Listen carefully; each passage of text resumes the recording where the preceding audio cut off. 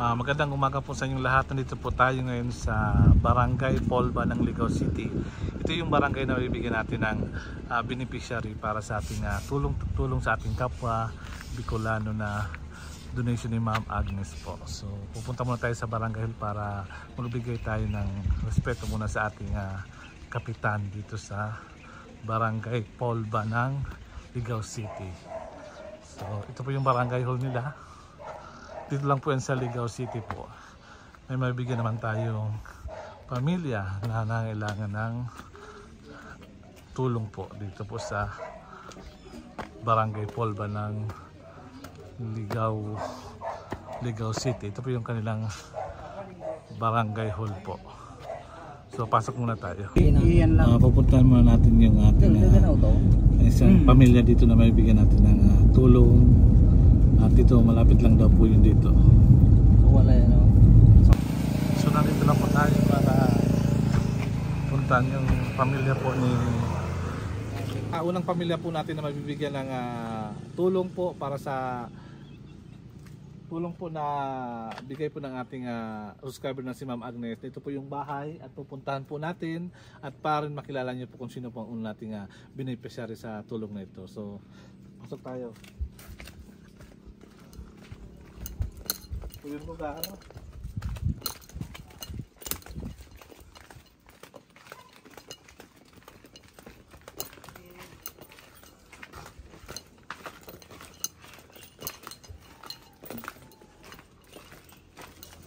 Ito po yung bahay po ng tutulungan natin.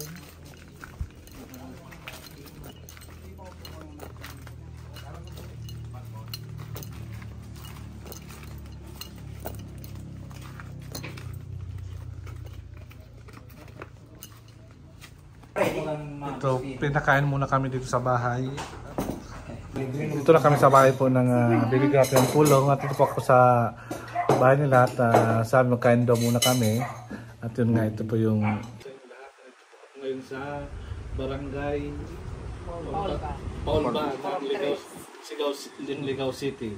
Nandito po tayo ngayon para puntahan natin yung kabay nating Bicolana na taga dito sa Ligao City, dito sa Polba. Siya po ay isa sa may anak po siya na may sakit po at si ate ano nangyari sa anak mo po? Yung nangyari po sa anak ko, bali nagsimula yun nung June 2023. Nasa school, nagpa-floor wax, Polba High School. Tapos nung tumayo siya, sumandal sa pader, na-slide siya. After 1 hour nawala yung sakit. June, July, August, napipilay na siya hanggang September. Hanggang December yung pagkapilay niya. Pagdating ng December 11, uupo sana siya sa butaka. Tapos nawala ng lakas. Natumba po siya. Kaya na-fracture po siya. So, pinadala niya po sa hospital? Ano opo, dinala po namin sa hospital. Bali, December 11 siya nadala sa orthodoctor. Tapos pagdating namin dun sa orthodoctor, na-trace yung sakit niya. Sa pelvic bone, manipis na daw yung pelvic bone. Need na daw na operahan. Kailangan daw namin ng 2.8 million para madugtungan yung buhay ng anak ko.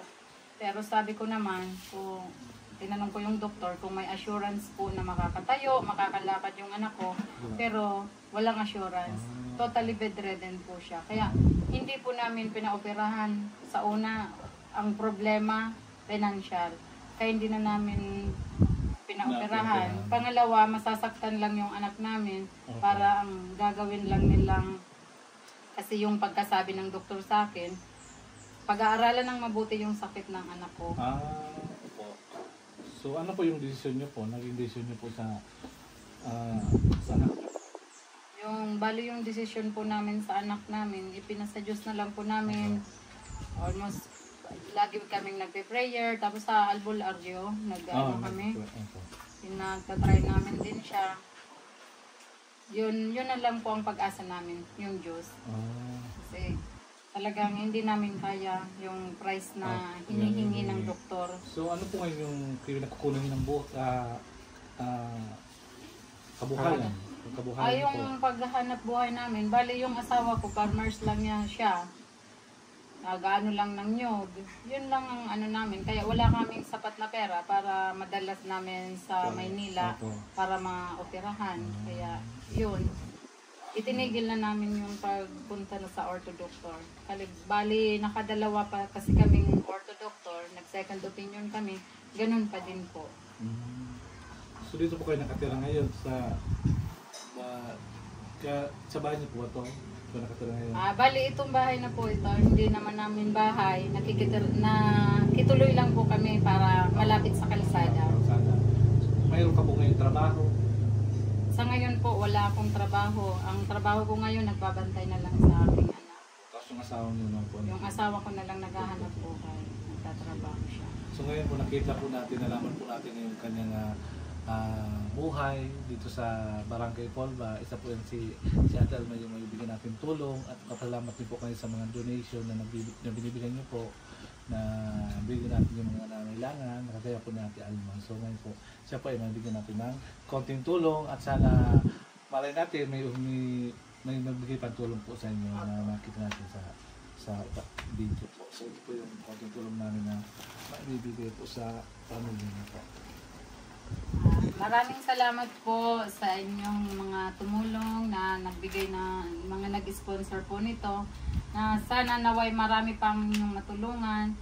Kung sakaling may magandang loob at may pagkasamaritan at hindi mawawala sa tao, baka naman makahingi din ulit kami ng tulong para yun ang problema po namin, yung anak namin hindi po talaga makalakad. Nakakatayo po siya pero hindi siya maka-step maglakad. Yun po ang problema namin kasi hindi namin talaga kaya yung offer ng doktor. Ayoko na umiyak. So yun po Kasi yung nasa gitna kami ng problema kaya hindi ko maiwasan na maluha. Sa sitwasyon namin ngayon, sobrang hirap.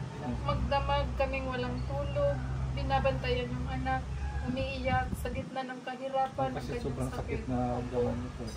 So kailangan natin na pray lang po, tapos sana po may tumulong sa atin at sa inyong pamilya para po ay at least kahit paano ay mabawasan yung kanyang yung burden mo sa buhay po sa inyong pamilya po. So kaya po tayo magpapasalamat po ako sa mga tumulong at siya po si Ate Alma na alam ko yung diadanas niya, yung hirap niya sa buhay. Sana nga sa kanya, sana po sana God will find a way para po kayo matulungan po at ng ating kapwa Pilipino. So maraming salamat po at yan po yung first family po na matulungan natin po. So maraming salamat po. Maraming salamat po din, sir. Sir, ano pong pangalan? Ako po si Belgio ng 5 Pilipino. Ako po meron po kaming channel, yung 5 Pilipino. Sabi po ito yung proyekto namin na tulungan po yung mga pamilya po na nangangailangan po. Maraming salamat, sir. Hindi ko po ito inaasahan na makakatanggap kami ng tulong. Sinasabi niyo pong maliit na tulong pero sa amin sobrang malaki na po itong tulong sa amin. Maraming salamat, sir. Ito po yung anak po ni Ate Alma po na sinasabi niya po na may sakit po. Ayun. Lagi lang po siya nakaupo at hindi po siya nakakatay dahil nga po mayroon po siyang sakit po. So, ayan po ano pangalan niya po? Mary Glazer. Si Mary Glazer po. Suarez po. Ayan po. Ito naman po yung pangalawang pamilya natin na matutulungan dito sa Barangay Polong ng Ligaw City. Pasok po tayo sa bahay. Ito po yung pamilya po na bibigyan natin ng konting tulong po dito. Nandito po tayo sa pangalawang pamilya po na tutulungan natin dito po sa Barangay Polba ba lang? Polba po dito po. Ito po si Lolo po. Ito po yung bibigyan natin tulong. Magandang hapon po. Ito po yung konting tulong namin po sa pamilya. Yan po ano ang pangalan po? Eduardo. Si Lolo Eduardo po. Siya po yung ating natulungan ngayong araw po. Ito po. Siya rin po ay may sakit din po at hindi na rin po siya nakakalakad. Hindi na siya nakakalakad. Ano po sakit po na? High blood, stroke. High blood po at siya po yung na-stroke. Kaya po ganyan lang po yung kanyang nangyari sa po niyo po. So, kaya nagpapasalamat po ako sa mga tulong niyo po at marami kayong mga tulungan ng mga kagaya po ni Lolo po na sa kanya po. Po. Maraming salamat po. God bless you po. Maraming salamat po. Ating pamilya na mabibigyan natin ng tulong. Ito po yung bahay nila at natin pupuntahan para makilala natin yung pamilya natin na mabibigyan ng tulong po. Ito po tayo po.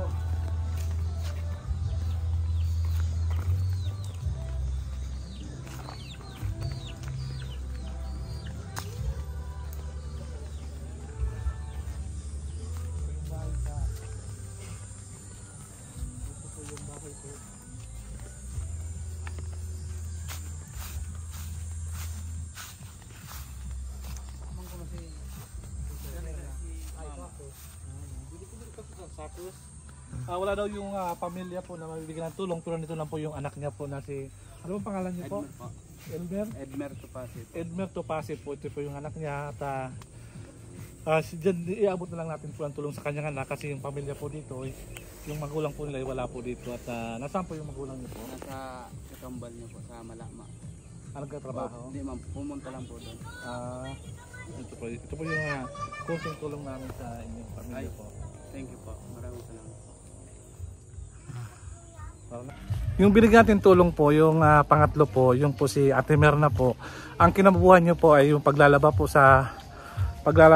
para po mabuhay yung kanilang pamilya po. Kaya po nabigyan rin po siya ng tulong po kasi po, 'di ba? Kailangan natin tulungan yung mga nangangailangan talaga dito sa Bicol po. So, yun lang po. At susunod po tayo sa susunod naman pupunta naman natin po yung susunod na pamilya natin na matutulungan po. So, diyan lang po kayo.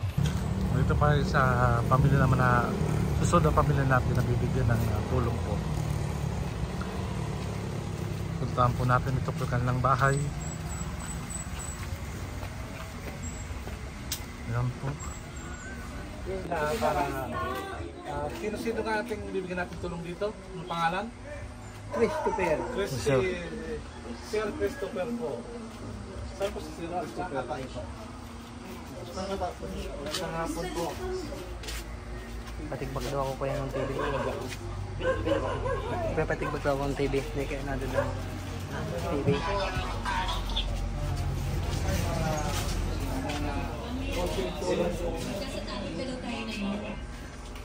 Dito po kami ngayon para magbigay ko ng tulong sa inyo itong pamilya. Nagbigay rin po natin yung aming mga subscriber po para magbigay tulong po sa inyong pamilya. Ito po yung konting tulong na naibigay namin po sa isa rin po siyang PWD po kasi siguro nakapagsalita po siya kuya. Kumusta po? Okay daw po siya at yung sabi niya tapos si Christian yun po yung aking cameraman. Ano po nangyari kay kuya po? Nung like, ganyan lang po siya. Ano kaya iyan? Parang kaming po siya 1 year siguro nasa siya so ina ko kaya ang nag-asikado sa niya pero makulula lang sa ito.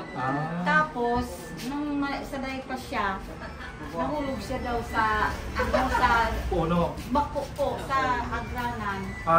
Yung malit pa daw po siya. Malit pa lang siya. Nasa andador siya. Nahulog siya sa hagranan po.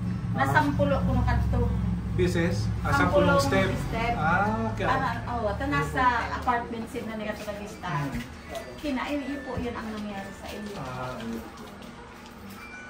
So may pamilya naman po siya? Kami po ang pamilya. Mayo siyang na ito lang po yung bigyan namin tulong po sa inyong pamilya. At saka hindi nga makapagbigay ng kaunting tulong po sa inyong pangaraw ng pagkabulan po. So maraming salamat po at maraming salamat po at nabigyan natin ng tulong natin si nanay at kanyang anak po. At maraming patuloy ko mong pasalamatan po yung ating mga donor na nabibigay ng tulong po sa ating kay Marquez. Maraming salamat po. So Nay, salamat po at mapala po kami.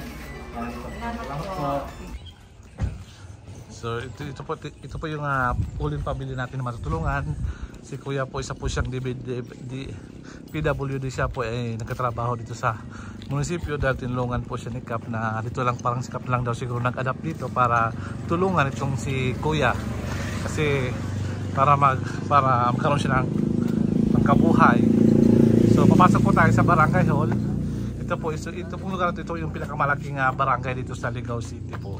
Ito yung Polva po. So pupuntahan natin po si Kuya Kuya Ricky si Kuya Ricky para maibigay yung ating konting tulong para sa kanya. So pasok muna tayo sa Barangay Hall. Pamilya, tao natin huling tutulungan ngayon si Kuya Ricky po na siya po ay isang PWD at Kuya Ricky paliwanag kung ano nangyari sa iyo ba't nagkaroon ka po? Ano po? Nagkaroon po ng aksidente, siya po yung nabata kaya po pinutulong kanyang kaliwang paa po. So si Kuya Ricky po, kinuha po siya daw ni Kapitan para dito para mabigyan din siya ng para magkaroon siya ng yung kanyang daily life na parang buhay po siya. So ibigay natin Kuya Ricky yung kanyang ating konting tulong. Yan po. Yan Kuya Ricky. So Chip. Yan. Gusto ko pasalamatan po una po kay Kapitana Jonah po ng Barangay Polba ng Ligao City at kay Chief Tanong kay Chief Norman Espinas at kay si Kuya mo Rani. Kay si Kuya Rani Madalias. at kay Tanong sa naging cameraman sa habang kain ng vlog. At especially po, pasalamat po kay Ma'am Agnes po dahil siya po ay tumulong sa atin para may sagot para itong pagtulong sa ating kapwa Pilipino, kapwa Bicolano na nangailangan ng tulong. So maraming salamat po at yan katapos ang ating vlog ngayon at see you soon. Bye-bye.